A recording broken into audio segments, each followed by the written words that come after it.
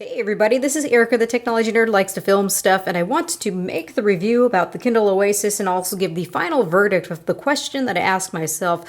Will I switch away from my beloved Kindle Voyage to the Oasis after some time playing with it? And that's what I want to answer right now, as well as giving this a nice full review. So I will not make you all wait on my verdict. I want to share that right now. So this was not love at first sight. I have to say that I thought that this was awkward. I felt that it looked really strange and not balanced. I also did not like the way that when you put this together, that this back cover does not protect the whole backing. I still don't like that, but it's becoming less and less of something that bothers me as I'm seeing that this is pretty durable. But as I've been using this more and more, I find myself grabbing the Oasis more than I find myself grabbing for my Voyage, purely because the form factor really works. It's strange at first, but you get used to it, and that feeling, when you're holding this with one hand, it almost disappears into the palm of your hand. I know that's what Amazon was going for, but I think they've done it. It feels suddenly like there's nothingness, there's nothing here, and all you pay attention to are the words on the page. That works brilliantly. It's a lot lighter, it's a lot easier for me to maneuver, especially one-handed. And because of that, when I'm sitting in bed at night, I don't have to worry about the awkward feeling of the Voyage. I don't think this is going to be a problem for all people, but I'm pretty small, you guys. A lot of you already know this. This is not a big and heavy device by any means, but there is enough of a difference here in terms of bulkiness where I have really started to favor the Oasis over the Voyage. Most of the time I find myself using it out of the case. I never have the case far away, it's always very close by, as this is your primary battery. But this does feel really great. Have I switched away entirely from my Voyage? Not just yet. I think that if one of these had to leave, I'd probably miss the Oasis more. And I was not expecting this at all, because the Voyage has some features that the Oasis doesn't have, such as this auto brightness sensor. I didn't know if this is something that I could live without, but during the daytime, I don't usually have the auto brightness on as it is. It's something that I usually just use during the nighttime because it adjusts the brightness to my eyes over time, and I've always thought that that was pretty neat. But is it a complete loss? No, it's not.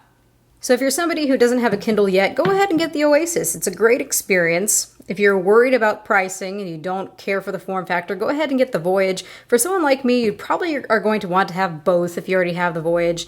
That way you can just work with different flavors. That's kind of what these are. This doesn't best the Voyage, and the Voyage doesn't best this one. It's just a very different experience.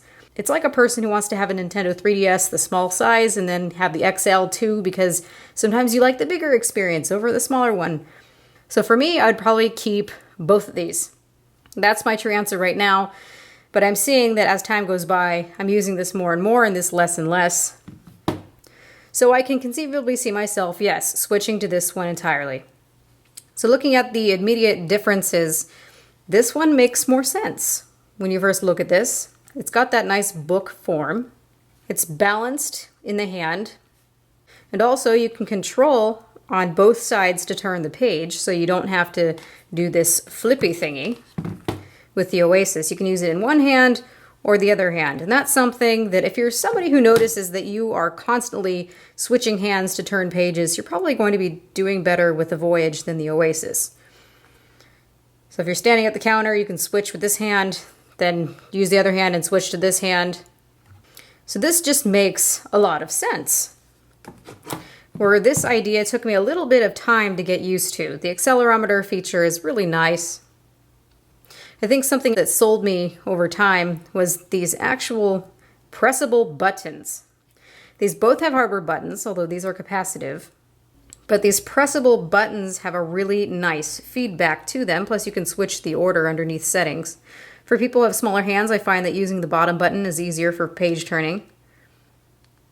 The click is very much more sure here, so when I turn a page, I'm more confident about it. I also don't tend to accidentally switch pages as often as I did on this. So these tactile buttons are a definite win. Plus, in the dark, I know where these buttons are. Sometimes I wasn't sure in the dark if I was pressing the next page or the go back one. So there are some definite pluses here. This is more for the couch reader who likes to use both hands. I think this is for the busy one-handed person or for somebody who needs something that's lighter. The unit on the front is glass, just like we have with the Voyage. We have that etched glass, and it's pretty anti-reflective. I don't worry about either of these displays in direct sunlight. The body on this is a soft touch type of plastic for the battery compartment. And then we have metal here, and that's what lends to that premium feel. This is a coated metal, it seems. Very thin, very cool to the touch. On the top we have that charging port and the power button. And then here are the pogo pins where the battery case connects magnetically. Then looking at the differences in the body of the Voyage, you've got your capacitive page turn buttons that you've got on either side. You've got more of a chin down here to hold on to. So this is the primary place that I would hold this device. Or I'd hold it at the left or right. But there wasn't much here to hold on to. So I always had a hard time kind of picking and choosing where I would put my hands. And that is just not a problem anymore with the Oasis. This spine lends perfectly to holding it in one hand, and it sits really nicely. Then on the back you've got this soft touch and this little plastic visor here and your power button. So this is not made out of metal, though I'm sure inside the chassis is. I think that they both feel premium, just in different ways. And then we have the cases. Most of the battery is in this case. You cannot charge this case by itself. It looks to me when you charge this that it charges the unit first and then it starts charging the battery once the unit is full. Together this is really nice and balanced. And in practice I really like this. What I have lost though now is my origami case's ability to stand up. So this has really become a one-handed device. I always need to have my hands on this to support it. Whereas with the origami case on this, I would sit inside Starbucks and just have this sitting on the table as I drank my tea. And then I could switch a page here and there, and that really worked for me. So this is a very, very different experience. I could conceivably see somebody doing this and changing the orientation, but it's just a bit awkward. You see that I've got a couple different colors here. This is the black one and the Merlot one. This one's so hard to get. I have to thank Amazon PR for sending this one to me so I could take a look at it. Now I don't have the walnut case on hand, but you can see that there's different textures here between the black version and this Merlot one. Now looking at the Merlot, I think I would like the walnut just as much. The case itself is made out of leather. There is no vegan option, which has left a lot of people sore. But this feels like a very nice, well-built case, and it's essential to the experience here because of how much smaller the battery is in here. Now the interface is the same as the other Kindles, so there's really nothing to report here. One thing that is nifty is when you touch on this button here, you can see the charge that you have between the Kindle battery and also the cover battery. I don't know why this isn't an option on the Voyage or any of the other ones, only on here. And once you disconnect this, you see the battery information goes away. But for the first time, I'm able to see how much a charge my Kindle has, and whether that's just simply a software feature or not, I do like it a lot. So how about display differences? It's supposed to be the same display technology as the Voyage, except for the extra LEDs.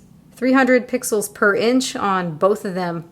They both look about equally as bright to my eyes, although for some reason when looking at these, it looks like the print is darker on the Voyage. It's as if there's more contrast on the Voyage display than I've been seeing on any of the 4 Oasis units that I've seen. Maybe you can see the difference here. Here's the Hobbit and the Hobbit. That's probably due to the way that this is being lit, because this is supposed to be the same display technology as the Voyage. To me, that's been noticeable enough. But both have been good reading experiences as a whole. Amazon has been saying that there are 10 LEDs here instead of the 6 that are on the Voyage, and that's supposed to help with uniformity and also across varying ambient light situations. Although unfortunately, I'm noticing right now that there are light bleeding points on all of these. You can't see this right here, but I will show it in B-roll. Every single one of them, I've been able to see the LEDs very distinctly. The Voyage is perfect I would put this down to a manufacturing issue, and I don't know if they're going to fix this in the future, but I've seen this type of thing happen with the Kindle Paperwhite, for example. It was such a prominent issue that Amazon ended up calling it a feature. So I hope that this isn't a feature, but rather they will get better with their batch variations and manufacturing process as time goes by. But for right now, you can expect to see these little light bleeding points. For the most part, the displays have looked pretty uniform though in color, so that's been a good thing. So the manufacturing process on this is not perfect. I'd probably wait a few months out and check again when I can get a hand on different stock, see how that has affected the manufacturing process and the result. I don't think that's something that's going to deter me from purchasing this though. So before I wrap up this review, I want to have a special section that talks about the case in terms of battery life and what the experience is with this battery case. I can say right now that the case is a necessity. You get about 2-week battery life, Amazon claims, with just the battery that's in here, and you can extend it up to 9 weeks with this back cover.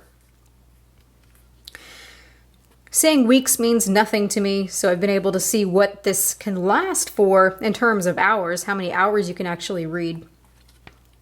But if you're somebody who is an avid reader, it's not going to be a good idea to leave on the road with just this here. People are saying that they're getting 4 or 5 hours of battery life, depending on the brightness and if they have airplane mode on or off. And that's really not too long. So unless you want to be tied to a charger, if you're an avid reader when you're on the go, don't forget your battery case, plus it protects the thing. Note that you cannot charge this case by itself. It needs to be connected to the reader in order to charge. This is the only port that's available. The good thing though is that once you plug it in, both charge at the same time. It can be a little bit finicky, but you can see it's telling us right now that both the Kindle and the cover are charging at the same time. The Kindle charges faster, probably due to the smaller battery, and then the cover will continue charging. Now, I haven't had hours and hours and hours to read to see what the battery life would be like, but there are plenty of people on Amazon reviews who have talked about this, so I want to point out one that I found particularly interesting. So he's kept them both connected, and he would have bouts of reading where he'd read for several hours. The unit would deplete, and the cover would charge as it was depleting. So he would read for 4 hours, getting the Kindle down to 90%, the cover down to 83%, 3 hours, 4 hours, 3 hours, 4 hours, all these reading times down and down until eventually the Kindle had 53% battery and the cover was at 1%. So he was able to time that as being 18 hours and 53 minutes with 53% left on the unit itself, not in the cover. So that's really not bad. That's about the Voyage battery life. And then some, because there's still 53% left inside the battery, inside the unit. And I've been noticing that battery is pretty good. I really haven't had anything to complain about, though I really can tell a difference between the battery life when I have the cover connected and the battery life when it's not connected. The annoying bit, though, is when the cover is depleted and you still have a lot of battery life left on the unit. The cover sits there complaining that it's at 0%, and I don't want to charge it at that moment. In order to get it to shut up, you have to either disconnect the cover or charge the unit, in which case the battery for the back cover starts to charge. So that's something that's a little bit annoying. But hey, that forces you to keep the batteries healthy because it's not good to let the cover sit down at 0% battery anyway. Lithium-ion batteries don't like to sit at 0%. So once you start getting that battery indicator, please charge. Just charge it, I suppose. I just wish that there were buttons or something on here, or an extra charging port so I could charge that case separately. I doubt there's anything that Amazon will do about this or that they can do about this, but that's just something that I wanted to point out. And of course, there is the price. This is one pricey little dish. I did the math, I added everything up, and it looks like essentially Amazon is charging you for the device and also an origami leather case. For instance, if you add all that up, it equals almost the same amount as the Oasis does included with this kit. So the price isn't way out there when you look at what Amazon is doing right now. There's just a more modular aspect where you can choose to buy the unit separately. You're not forced to buy the case with it. That's really what's happening here, you guys. Overall, this is a wonderful experience, and I really like this a lot. The more and more I use it, the less and less I use my Voyage, though I still love this. I have a connection to it, and I will not get rid of it. I can't. But it's probably going to get to a point where this is my sole reader. So you could probably fairly say that, yeah, I switched from the Voyage over to the Oasis. So this is all that I want to say for now. If you guys have any questions, ask them in the comment section below. So this has been Erica, the technology nerd, likes to film stuff. Please rate, comment, and subscribe. Let me know what you think and what your experiences have been, and have a good night.